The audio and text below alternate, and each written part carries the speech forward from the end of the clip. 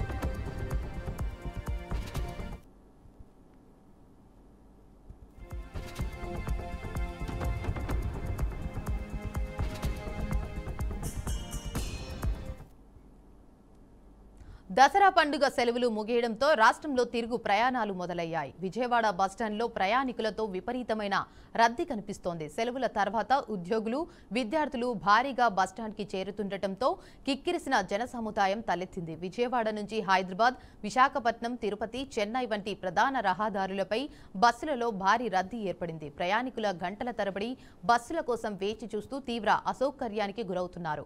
APS RTC ప్రత్యేక బస్సులను ఏర్పాటు చేసినప్పటికీ ప్రయాణికుల సంఖ్యతో పోలిస్తే బస్సులు తక్కువగానే ఉన్నాయని ప్రయాణికులు ఆవేదన వ్యక్తం చేశారు. అధికారులు రద్దీని నియంత్రించేందుకు చర్యలు తీసుకుంటున్నామని తెలిపారు. ఇక ప్రయాణికులకు తక్షణ సేవలు అందించేందుకు హెల్ప్ డెస్క్లు ఏర్పాటు చేసినట్లు పేర్కొన్నారు.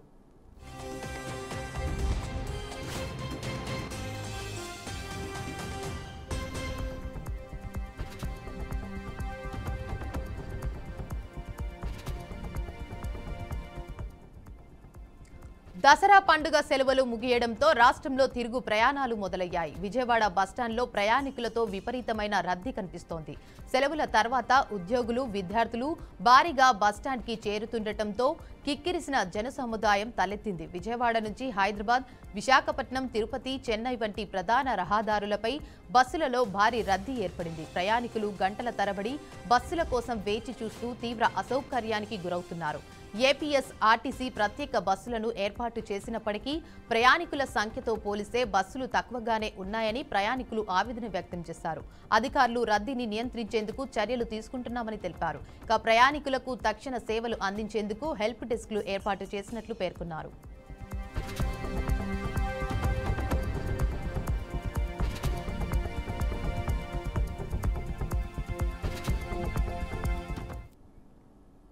నంద్యాలలో ఓ ఒంటరి మహిళ స్థానిక సీఐపై తీవ్ర ఆరోపణలు చేశారు. తనను నమ్మించి వ్యక్తిగత ఫోటోలు, వీడియోలు తీసిన తర్వాత వాటిని చూపించి బ్లాక్మెయిల్ చేస్తున్నాడని ఆమె వాపోయింది. బాధితురాలు డీఐజీ ఎస్పీకి పలుమార్లు ఫిర్యాదు చేసినా ఎటువంటి చర్యలు తీసుకోలేదని ఆవేదన వ్యక్తం చేసింది. నువ్వు చాలా అందంగా ఉన్నావు, ఖాళీగా ఉంటే పోలీస్ స్టేషన్ వద్దకు రా, నిన్ను నేను చూసుకుంటా అంటూ సీఐ పంపిన సందేశాలను ఆమె మీడియా ముందుకు తీసుకువచ్చారు. భద్రతపై ఆందోళన చెందుతున్న బాధితురాలు తన పిల్లల భవిష్యత్తు పైన భయపడుతున్నట్లు చెప్పారు. ఇక ప్రస్తుతం ఈ అంశంపై ఉన్నతాధికారులు జోక్యం చేసుకుని వెంటనే చర్యలు తీసుకోవాలని ఆమె విజ్ఞప్తి చేశారు. సోషల్ మీడియాలో బాధితురాలి వీడియోలు వైరల్ అవుతుండటంతో ఈ కేసుపై అధికారులు దృష్టి సారించాల్సిన అవసరం ఉంది. ఫోన్ ద్వారా పరిచయం అయ్యి నాతో కొంచెం అసభ్యకరంగా మాట్లాడి సిఐ గారు నువ్వంటే నాకు ఇష్టము, నువ్వు బాగున్నావు అది ఇదని నాకు మాట్లాడి నా చాటింగ్ చేస్తే దీని మీద పై అధికారులకు కంప్లైంట్ చేయడం జరిగింది. ఎస్పీ సార్ దగ్గరికి కంప్లైంట్ ఇస్తే ఎస్పీ సార్ ఏఎస్పీ మేడం దగ్గరికి ఫార్వర్డ్ చేసింది. ఏఎస్పీ మేడం దగ్గరికి వెళ్తే నా జరిగిన అన్యాయం మేడం ఇట్లా నాతో చాటింగ్ చేసిండు ఆయన అని చెప్పి కంప్లైంట్ చూపిస్తే ఆయన సెల్ నేను మొత్తం డిలీట్ చేయించేసినాను, నువ్వు ఆయన జోలికి వద్దు, ఆయన నీ జోలికి రాడని చెప్పుకుంటూ మేడం కూడా మళ్ళీ పిలిపిస్తాను, మళ్ళీ రమ్మన్నారు. మళ్ళీ పోతే ఇంకా ఫ్యూచర్లో ఎప్పుడే కానీ అతని మీద కంప్లైంట్ ఇవ్వనని ఒక వైట్ పేపర్ మీద తాను ప్రతిపాదించిన శాంతి ఒప్పందం ప్రకారం గాజా పాలన నుంచి తప్పుకోలేకపోతే హమాస్ను తుదుముట్టిస్తానని యుఎస్ అధ్యక్షుడు డొనాల్డ్ ట్రంప్ హెచ్చరించారు. సోమవారం తెల్లవారుజామున 3:30 కల్లా హమాస్ తన ప్రతిపాదనను అంగీకరించాలని ట్రంప్ ఇప్పటికే ప్రకటించారు. ఈ క్రమంలోనే గాజా శాంతి ఒప్పందం గురించి మాట్లాడిన అమెరికా అధ్యక్షుడు గాజాపై దాడులు ఆపేందుకు ఇజ్రాయెల్ ప్రధాని బెంజమిన్ నేతన్యాహు అంగీకరించినట్లు తెలిపారు. హమాస్కు నిజంగా శాంతి కావాలా వద్దా అనే విషయం త్వరలో తెలిసిపోతుందని ట్రంప్ చెప్పారు.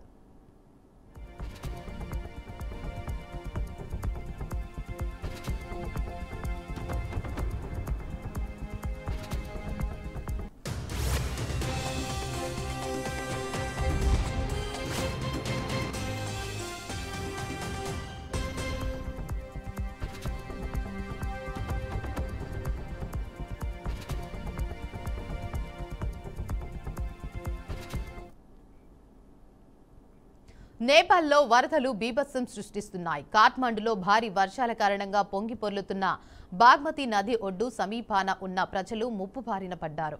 వారిని నేపాల్ ఆర్మీ సురక్షిత ప్రాంతాలకు తరలిస్తోంది. గడిచిన 36 గంటల్లో కురిసిన భారీ వర్షాల కారణంగా పలు చోట్ల కొండ చర్యలు విరిగిపడ్డాయి.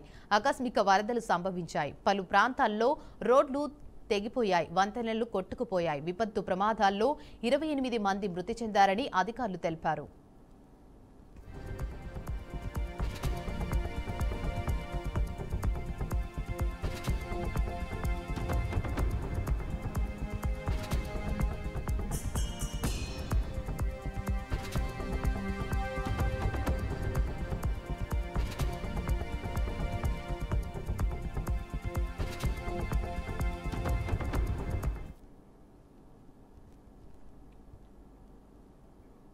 భారతదేశానికి తూర్పున సరిహద్దుల్లో ఉన్న ఇలాం జిల్లాలో వేర్వేరు ప్రాంతాల్లో కొండ చర్యలు విరిగిపడటంతో 18 మంది మరణించారని పోలీసు ప్రతినిధి బినోద్ షిమేరే తెలిపారు.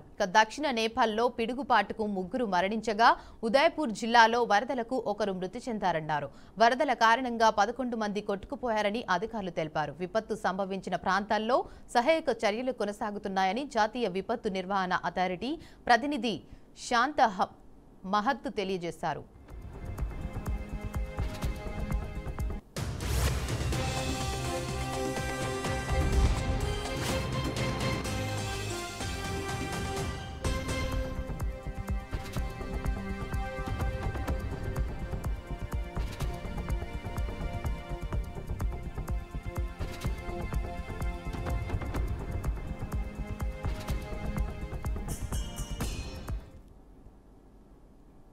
పశ్చిమ బెంగాల్, సిక్కిం, నేపాల్, భూటాన్లో భారీ వర్షాలు, వరదలు తీవ్ర నష్టం చేశాయి. డార్జిలింగ్లో 20, నేపాల్లో 52 మంది ప్రాణాలు కోల్పోయారు. సిలిగుడ, మిరిక్ ప్రాంతంలోని బాలసోన్ నదిలో ఇనుప వంతెన కుప్పకూలడంతో పరిస్థితి క్షీణించింది. కోసి నది ప్రమాదకర స్థాయిని దాటి ఇతర నదులు ఉప్పొంగి భారీ నష్టాలు సంభవించాయి. భూటాన్లో వేలాది ప్రజలు వరదల్లో చిక్కుకుపోయారు. భారత సైన్యం సహాయక చర్యల్లో పాల్గొంటోంది. పశ్చిమ బెంగాల్ సీఎం మమతా బెనర్జీ బాధితులకు నష్టపరిహారం ప్రకటించారు. ప్రధాని నరేంద్ర మోదీ, రాష్ట్రపతి ద్రౌపది ముర్ము విచారం వ్యక్తం చేశారు. వరదలు తగ్గే వరకు పర్యాటక ప్రాంతాలు తాత్కాలికంగా మూసివేయాలని అధికారులు సూచించారు.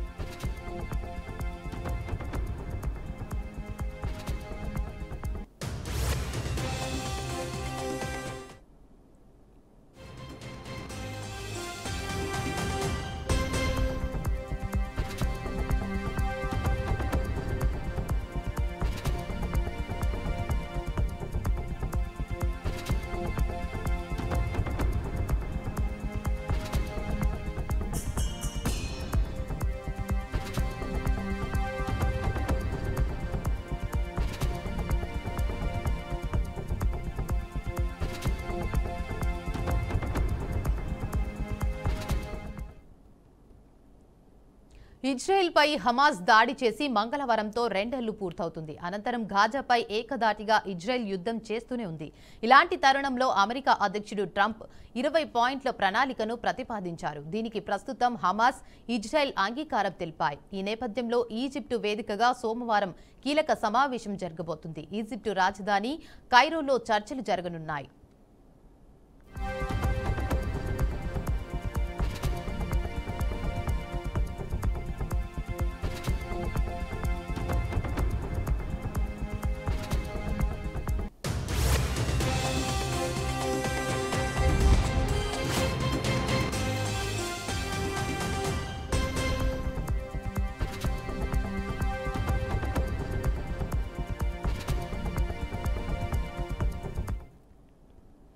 అమెరికా ప్రత్యేక రాయబారి స్టీవ్ విట్కాఫ్, ఖతార్ విదేశాంగ మంత్రి Sheikh Mohammed bin Abdul Rahman Thani సారథ్యంలో చర్చలు జరగనున్నాయి. ఇజ్రాయెల్ పరోక్షంగా పాల్గొనే అవకాశం ఉంది. ఈ చర్చల్లో కాల్పుల విరమణ, బందీల విడుదలపై చర్చించనున్నారు. చర్చలు ఫలిస్తే వెంటనే హమాస్ చెరలో ఉన్న బందీలందరినీ ఒకేసారి విడుదల చేయనున్నారు. అలాగే ఇజ్రాయెల్ జైళ్లలో ఉన్న పాలస్తీనా ఖైదీలను విడుదల చేస్తారు.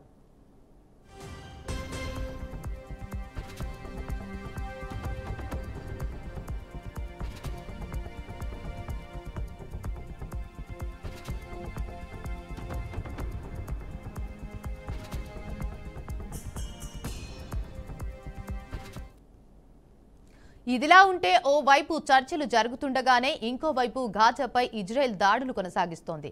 గడిచిన 24 గంటల్లో 65 మంది పాలస్తీనీయులు చనిపోయారని హమాస్ ఆరోగ్య మంత్రిత్వ శాఖ ఆదివారం తెలిపింది. పాలస్తీనియన్లకు మద్దతుగా తుర్కియేలోని అంకారా, ఇస్తాంబుల్లో, నెదర్లాండ్స్లోని అమస్టర్ డామ్లో భారీ స్థాయిలో ప్రదర్శనలు జరిగాయి.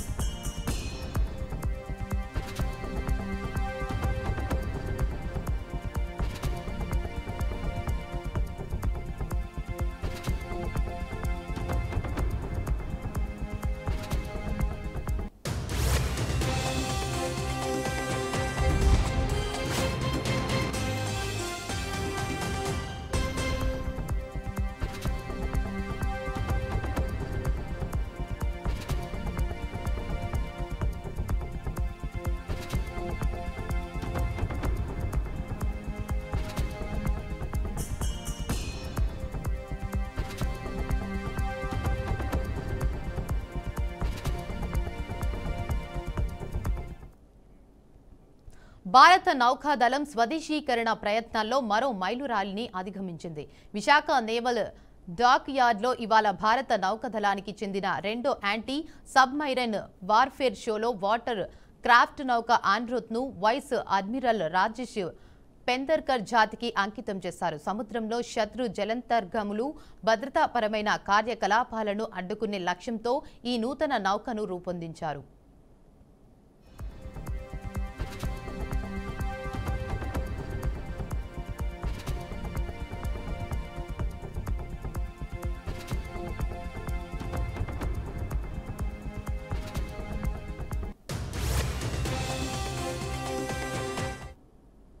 ఆండ్రోత్ అనే పేరును లక్షద్వీప్ ద్వీప సమూహంలోని ఒక ద్వీపం నుంచి ఎంపిక చేశారు.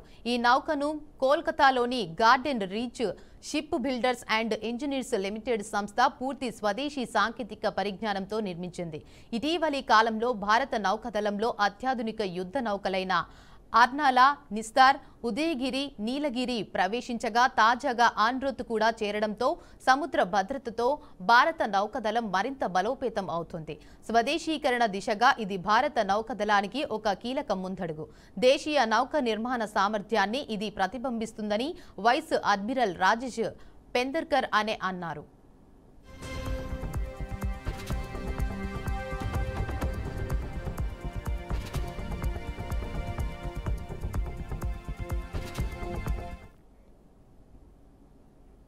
ఢిల్లీ మెట్రో రైల్ రెజ్లింగ్ కు వేదికైంది. ఇద్దరు ప్రయాణికులు WWE తరహాలో ఫైటింగ్ కు దిగారు. కిక్కిరిసి వెళ్తున్న కోచ్ లో సడన్ గా ఇద్దరు ప్యాసింజర్స్ కొట్లాటకు దిగారు. ఇద్దరు కూడా ఒకరినొకరు తన్నుకోవడం, కొట్టుకోవడం కనిపించింది. ఇందుకు సంబంధించిన దృశ్యాలు సోషల్ మీడియాలో వైరల్ అవుతున్నాయి.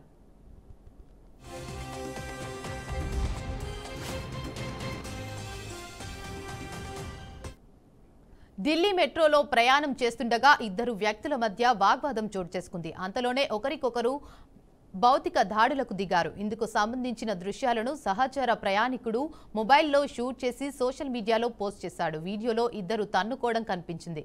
అనంతరం కొందరు ప్రయాణికులు సర్ది చెప్పి విడదీశారు. అయితే దుర్భాషలాడటంతోనే ఈ గొడవకు కారణమైనట్లుగా తెలుస్తుంది. కోపంతో తన్నినట్లుగా సమాచారం. ఇక ఇందుకు సంబంధించిన వీడియో ఇప్పుడు సోషల్ మీడియాలో వైరల్ అవుతుంది.